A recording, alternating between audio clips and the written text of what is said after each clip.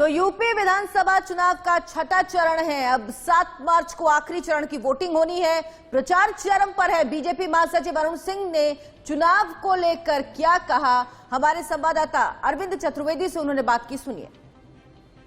नमस्कार दोस्तों, India news पे पहले तो सभी दर्शकों का स्वागत है। कहते हैं ना कि कोई भी कितना बड़ा आदमी हो, कहीं भी रहे, लेकिन उसको अपने घर की याद बहुत सताती है।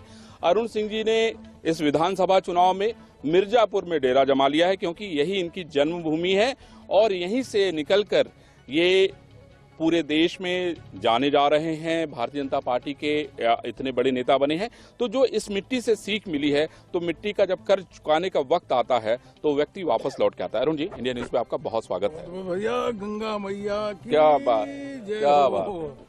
अरुण जी, इंडिया न्यूज पे स्वागत है। बहुत बहुत धन्यवाद भैया। मैंने यही कहा कि व्यक्ति कहीं रहे, लेकिन घर की याद उसको बहुत सताती है और घर की चिंता भी बहुत रहती है। घर तो घर ही होता है, और जहाँ व्यक्ति जन्म लेता है जी, उस मिट्टी का सदैव ऋणी रहता है, और भूले भटके अंत में व्यक्ति को घर पे ही आना पड़ता है। जैसे जब भी मिर्जापुर में आता हूँ तो इतना आत्मीयता का यहाँ पे के साथ प्रसन्नता का बोध होता है जितना किसी अन्य जगहों पे नहीं लगता। इसलिए बार बार मिर्जापुर आता हूँ, और आने के साथ साथ गांव भी जाता हूँ। गांव की धरती को भी प्रणाम करता हूँ, और मिट्टी से प्रेरणा भी मिलती है, मुझे लगता है। सदैव मिट्टी से प्रेरणा मिलती है। और जब भी गांव में जाकर धरती को प्रणाम करता हूँ तो यही कहता हूँ कि हमेशा सद्बुद्धि देने का काम करें, सुखी रखें, यही कामना करते मांगता हूँ। अरुण जी, मिर्जापुर क्या एक एक विधानसभा, वैसे तो आप बचपन से आपने देखा होगा, बड़े हुए होंगे तब देखा होगा। आज भारतीय जनता पार्टी चुनाव यहाँ से लड़ रही है, और अगर हम किसी भी विधानसभा की, चाहे हम मझवा की बात करें, चाहे हम शहर की बात करें, चाहे हम छानबे की बात करें, सभी पे आपकी नजर होगी। क्या स्थिति है, क्या मुकाबला है? अभी शहर में भी मैं कसेराहट्टी बाजार में गया, और 100 साल से पुराने वहाँ पे छोटे छोटे उद्योग चलते हैं। जी जी। आपने देखा होगा कि जो सुंदर सुंदर ग्लास होती है, और लोटा होता है, थाल होता है, वो घरों में बनाने का काम करते हैं। और पूरे देश भर में मिर्जापुर का इस मामले में पीतल के काम में, फूल के काम में प्रसिद्धि है। उन लोगों से मैंने बात किया, आप विश्वास करेंगे, लोगों ने एक चीज कहा कि भाई साहब 2017 से पहले हम लोगों से रंगदारी मांगी जाती थी, हमारे उद्योग बंद कर दिए जाते थे पोल्यूशन के नाम पे। जब हम पैसा दे देते थे तो उसके बाद फिर हम चालू करते थे, फिर कुछ दिन बाद फिर पैसा मांगने का काम करते थे। मैं कहा 2017 के बाद, उन्होंने कहा 2017 के बाद कोई भी 1 रुपए का भी रंगदारी है वह मांगने का काम नहीं किया। तो यह इसलिए वो कह रहा है कि हम मोदी योगी के साथ हैं। अच्छा, बड़ा सुकून से, बहुत सुकून से वो काम कर रहे हैं, बिल्कुल सुकून से काम कर रहे हैं। शहर की अगर हम बात करें, अभी इस समय विपक्ष से कैलाश चौरसिया जो कि पूर्व में मंत्री थे वो हैं, और आपने भी यहाँ पे प्रत्याशी बदलने का काम नहीं किया। हम लोग एक एक विधानसभा की बात करते हैं। शहर में इस बार मां विंध्यवासिनी का कॉरिडोर बनाने का काम भारतीय जनता पार्टी ने किया है। मैं समझता हूँ कि देश के लिए तो ये बड़ी उपलब्धि है ही है, लेकिन माँ के जो भक्त दुनिया भर में हैं उनके लिए भी बहुत बड़ी उपलब्धि। देखिए, यहाँ के प्रत्याशी समाजवादी पार्टी के कैलाश चौरसिया जी है, और कैलाश चौरसिया का कुछ लोगों से व्यक्तिगत पुराना संबंध संपर्क है। मैंने उनसे बात किया, उन्होंने कहा भैया अपना संबंध जो है हम शादी ब्याह तक तो उनके साथ रखेंगे, दुख सुख के लिए रखेंगे, लेकिन जब वोट की बात आती है तो वोट हम सरकार बनाने के लिए देते हैं। तो हमने देखा कि योगी सरकार बनानी है, तो हम वोट तो योगी सरकार बनाने के लिए दे रहे हैं। विधायक गौड़ हो जाता है, संबंध गौड़ हो जाते हैं। इतनी बड़ी चेतना मैंने आज लोगों के बीच में देखी। कहने ठीक है, हम तो योगी जी की सरकार बनाना चाहेंगे। अरुण भैया का कुल जौन सर्वे हो यहाँ का, वो यह बताओ था कि शहर का सीट जौन हो वो भाजपा जीता था। बिल्कुल, और लोग आए, दूसरे जगह अग्रवाल के बीच में गया था। वो कहे कि पहले हम लोग जब विंध्याचल जाते रहे तो विंध्याचल जाए के समय इतना भीड़ भटक्का होता था, बड़े मुश्किल से जा पाते थे। अब जो विंध्य कॉरिडोर बन रहा है, तो कह रहे विंध्य कॉरिडोर का हमने कभी कल्पना ही नहीं की थी। जो विंध्य के कॉरिडोर को विंध्याचल देवी का भव्यता के रूप में, वो पर्यटक स्थल के रूप में, धार्मिक स्थल के रूप में विकसित हो रहा है तो लोगों को बहुत ही प्रसन्नता है और कह रहे यह काम तो योगी जी ही कर सकते हैं, वही कर रहे हैं। अखिलेश यादव जी और मायावती जी तो कभी विंध्याचल देवी के दर्शन करके चुनरी पहन करके ऐसे जनता के बीच में नहीं गए होंगे, तो वह सबके मस्तिष्क में है, अंकित है, बिल्कुल अंकित है। कहा सुनाई भाई यार, सुनाओ कुछ। यही बात है, योगी जी के लिए एक कविता लिखे हुए हैं कि 5 जून 1972 को जन्मे अजय सिंह बिष्ट, क्या पता था हमारे उत्तर प्रदेश के मुख्यमंत्री योगी आदित्यनाथ बन जाएंगे। और रविवार 19 मार्च 2017 को शपथ ली मुख्यमंत्री पद की, क्या पता था बिना तारीख बताए ही वो मंदिर वहीं बनवाएंगे। और हिंदू युवा वाहिनी के संस्थापक हैं, भगवा रंग का चोला पहने घर घर सांस्कृतिक राष्ट्रवाद हिंदुत्व का जोश जगाएंगे। किसमें इतना जोर अब जो योगी बाबा को पछाड़ेगा, लगा लो जोर चोटी से एड़ी का, शेर अकेला ही दहाड़ेगा। चाय वाला है तो खैरियत मनाओ, गलतियों की माफी पा जाते हो, पुश्तें कांप उठेंगी जब गाय वाला हुंकारेगा। अयोध्या सजाई काशी सजाई, या तो काशी तक जगमगाई या अयोध्या रोशन अब नजर आई। सड़कें बिछाई बिजली दिलाई, उत्तर प्रदेश की एक अलग पहचान दिलाई।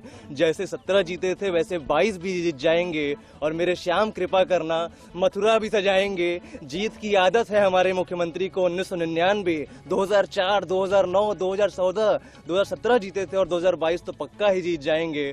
मतदान का सही उपयोग करेंगे और जाएंगे और कमल का बटन दबाएंगे। क्या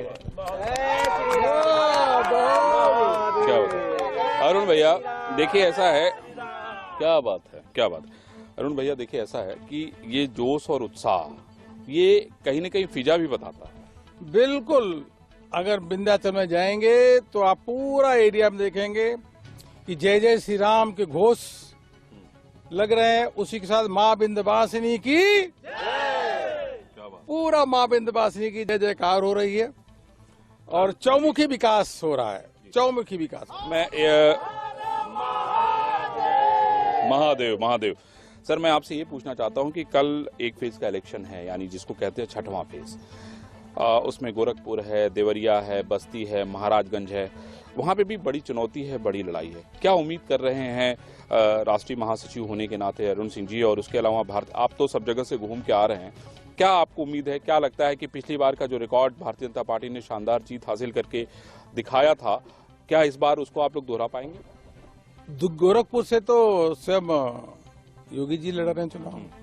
यह गोरखपुर का सौभाग्य है कि उत्तर प्रदेश के मुख्यमंत्री गोरखपुर से हैं। पूरे क्षेत्र में योगीमय हो गया है और अवश्य रूप से मोदी जी, योगी जी के नेतृत्व में सरकार बनेगी।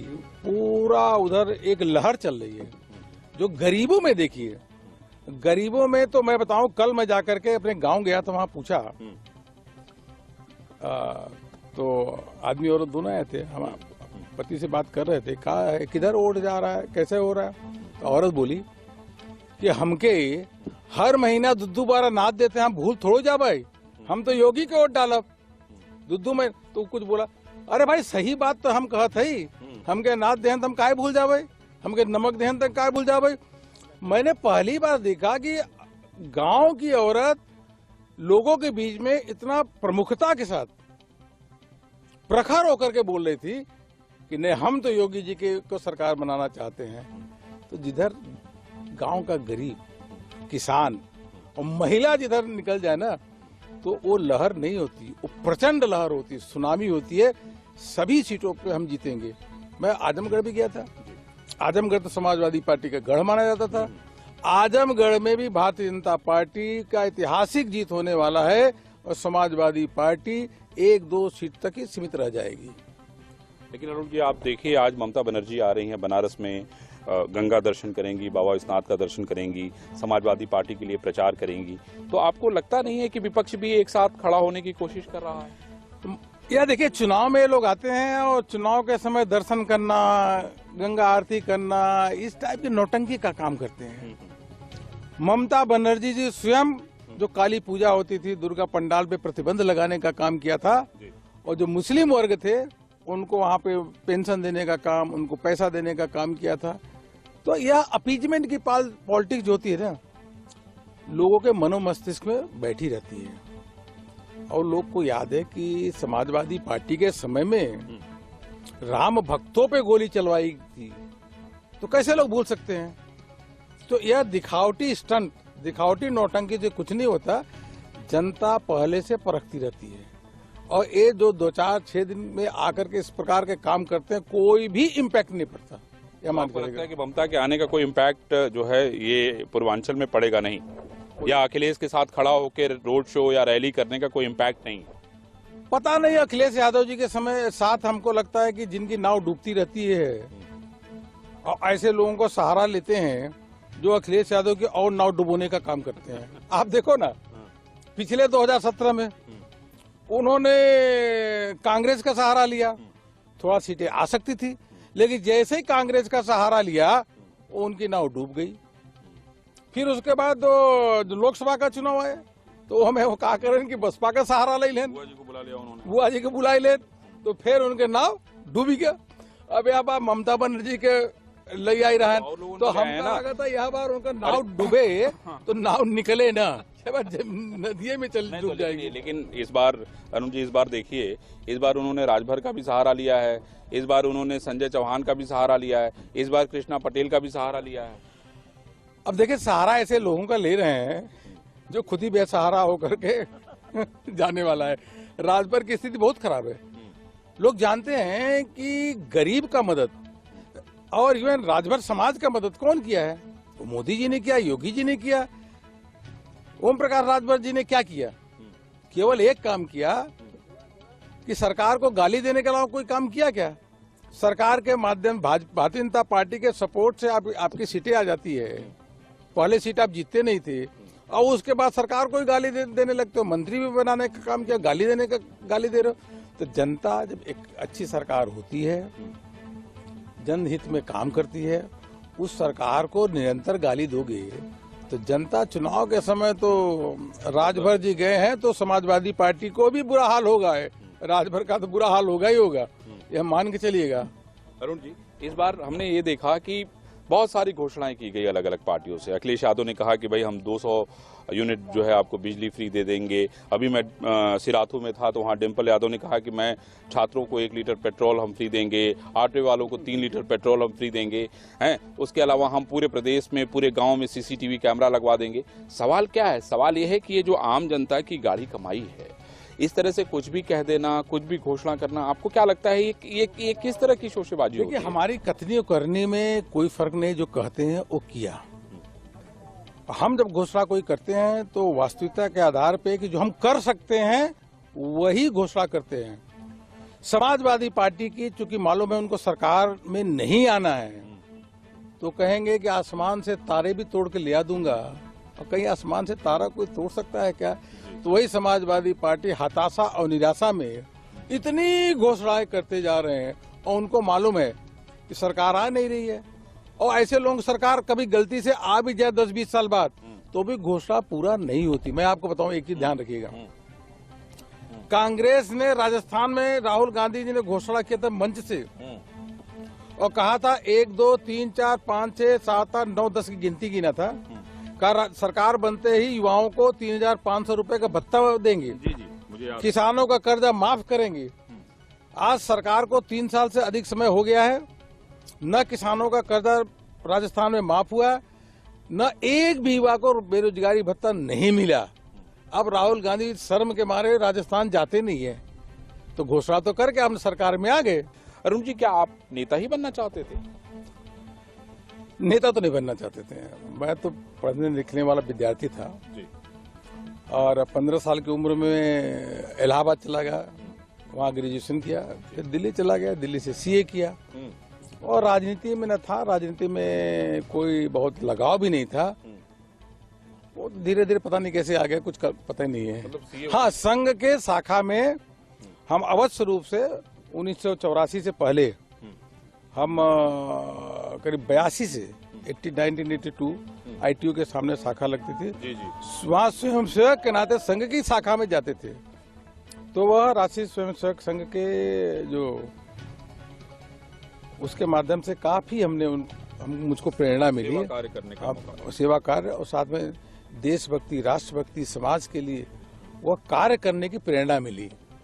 और उसके बाद धीरे धीरे लगा कि यार भारतीय जनता पार्टी भी वही जो संघ के विचार है वही भारतीय जनता पार्टी के स्वयंसेवक उसको बढ़ाने का काम कर रहे हैं। तो युवा मोर्चा में आ गया, युवा मोर्चा में राष्ट्रीय कोषाध्यक्ष, राष्ट्रीय उपाध्यक्ष भी यूथ विंग में आया, उसमें राष्ट्रीय जिम्मेदारी के उसके बाद नाते। फिर जब मेन में आ गए तो सीए का पूरा आपने इस्तेमाल किया राजनीतिक और गुड़ा और गणित में। हाँ, तो अगर आप अध्ययन किए हैं तो उसका कहीं न कहीं तो पार्टी में अच्छा उसका उपयोग होता है, अच्छा उपयोग होता है। तो लेकिन सांगठनिक कामों को और पार्टी जो दायित्व दे उसका निर्वहन किस प्रकार से करना चाहिए, और मन में एक ही बात रहती है कि मूल मंत्र विचारधारा के आधार पे संगठन का विस्तार सर्वव्यापी सर्वस्पर्शी करें। मतलब आइडियोलॉजी के आधार पे सर्वस्पर्शी सर्वव्यापी और सभी समाज को लेकर के और सभी बूथों पे जाकर के पार्टी के संगठन को मजबूत करे, यही मूल मंत्र है। और इसके माध्यम से अंत्योदय की संकल्पना को पूरा करें और समाज के उत्थान के लिए काम करें और राष्ट्र हित में काम करें, यही भारतीय जनता पार्टी का मूल मंत्र है। बहुत बढ़िया। देखिए, मैं अगला सवाल पूछूं सर, मैं एक चीज और मेरे मन में था। अब हम लोग एक एक जिले को लेकर बात करते हैं। हमारा आपके बगल में भदोही है, भदोही में भारतीय जनता पार्टी की क्या स्थिति? भदोही में भारतीय जनता पार्टी की अच्छी स्थिति है और मैं कह रहा हूँ एक एक सीट की भी अगर आप बात करें जी। उसके साथ जब लहर चलती है ना, जब 325 के आंकड़ा पिछली बार भारतीय जनता पार्टी के गठबंधन ने पार किया, तो उसी प्रकार है, उससे अधिक कहिए लहर, क्योंकि पिछली बार हमने वादा किया था, इस बार काम करके दिखाया। तो आप मानिए कि one sided landslide victory Bharatiya Janata party की होने वाली है, ये मान के चलिए। वही बगल में हम सोनभद्र चले, सोनभद्र में आपकी क्या स्थिति है? चलिए, भदोही तो कह रहे हैं कि नहीं आप स्वीप कर रहे हैं। सोनभद्र के भी पहले हम सभी के सभी सीटें जीते थे भारतीय जनता पार्टी, इस बार भी सभी सीटें जीतने जा रहे हैं। मिर्जापुर सभी सीटें जीते थे, इस बार भी सभी सीटें जीतने जा रहे हैं। इधर पूरे एरिया में भारतीय जनता पार्टी का एक छत्र विजय हुआ था, इस बार भी विजय होने वाला है। तो हम लोग ये उम्मीद करें कि मतलब अरुण सिंह जी ने आके जो है इधर आसपास पूरा मोर्चा संभाला हुआ है। नहीं, पार्टी ने दायित्व दिया तो उस दायित्व के नाते एक सामान्य से कार्यकर्ता के रूप में काम करना ही चाहिए। और चुनाव तो एक उत्सव के रूप में हम लोग मनाते हैं और सभी कार्यकर्ता घर से निकल के काम कर रहे हैं, हम भी घर से निकल के काम कर रहे हैं। और चूंकि ये जन्म स्थान है तो थोड़ा काम करने में और आनंद आता है। तो कब तक का प्रवास आपने तय कर रखा है कि कब तक यहाँ पे जो है इस मिट्टी में रहना है? अभी आपको 5 तारीख को चुनाव का अंतिम प्रचार हो जाएगा और 5 तारीख तक रहूंगा और उसके बाद चला जाऊंगा। उसके बाद सारी व्यवस्था करके आप चले जाएंगे? हाँ, चले जाएंगे, उसका चले जाएंगे। उसके बाद 10 को रिजल्ट देखा जाएगा, 10 को आएगा, देखिए ढोल नगाड़े बजेंगे, बिल्कुल प्रचंड बहुमत के साथ भारतीय जनता पार्टी की जीत होने वाली है। देखिए यहाँ सब मिर्जापुर में ना, मिर्जापुर में विंध्याचल के आसपास यही नारा लगता है, गंगा मैया की जय हो, माँ विंध्यवासिनी की जय हो, हर हर महादेव। यही इस एरिया की खास है, ऐसे ही नारा लगता है, ऐसे लोग श्रद्धा में डूबे रहते हैं। एकदम मतलब हर हर महादेव, माँ विंध्यवासिनी और गंगा का जो अद्भुत संगम है, वो मैं समझता हूँ कि ये जो संगम है वो आपको जो है विजय श्री दिलाने का। एक बार मैं जरूर कहूँगा, इस माँ गंगा की आप देखे पवित्रता और इसकी देख लीजिए, और जाके केजरीवाल को आकर के यमुना जी में ले जाकर के इस पवित्र जल को उनको सामने रखिए, तो देखिए केजरीवाल कि कितना शर्म जो है, चेहरा शर्म से डूब जाएगा। पानी यहाँ से ले आके भिजवा दीजिए। अरे बिल्कुल, ये देखो हम तो जा करके उसके क्या बताऊं, उसको दिखाने का काम करेंगे। इस पवित्रता के साथ काम करो। वहाँ यमुना जी कितनी मैली है, गंदी है, ये देखिए गंगा मैया की, ये देखिए बिल्कुल आचमन करते हैं इसका, बिल्कुल आचमन करते हैं, करने योग्य है भाई, शानदार। हाँ, देखिए, ऐसा है कि अरुण सिंह जी ने जिस तरीके से बेबाक राय रखी अपने मिट्टी से जो उनका प्रेम है, मिर्जापुर से उनका जो लगाव है, वो दिखता है कहीं न कहीं। उसके अलावा जो संघर्ष है, चूंकि मिट्टी से जब व्यक्ति निकल के जाता है, कहीं ऊंचाई पे जाता है और एक बार फिर से मिट्टी में लौटता है, तो बहुत कुछ देने के अंदर उसकी इच्छा होती है कि वो अपने जिले को, अपने घर को, अपनी मिट्टी को क्या दे दे। और मैं समझता हूं कि जो अरुण सिंह जी का अनुभव है, लंबा अनुभव है राजनीति का, उस अनुभव के जरिए उन्होंने तय किया है कि नहीं, मिर्जापुर के साथ साथ जो पूरा पूर्वांचल है उसमें कैसे भारतीय जनता पार्टी विजय पाए। और शायद यही कारण है कि इन्होंने यहाँ पर धूनी रमा ली है। और आप देखिए कि गंगा के साथ साथ चलते हुए यहाँ से जो आवाज निकल रही है वो पूरे पूर्वांचल में जाके भारतीय जनता पार्टी को जिताने का काम तो करेगी ही, लेकिन सरकार बनाने में सबसे अहम भूमिका निभाने का भी काम करेगी। अमीश के साथ मैं Arvind Chaturvedi, India news, Mirzapur, Uttar Pradesh. India news UP Uttarakhand head Arvind Chaturvedi से बातचीत में अरुण सिंह ने अपनी सरकार के किए गए काम गिनाए। साथ ही साथ ये भी कहा कि इस बार फिर से बीजेपी की सरकार ही उत्तर प्रदेश में बनेगी।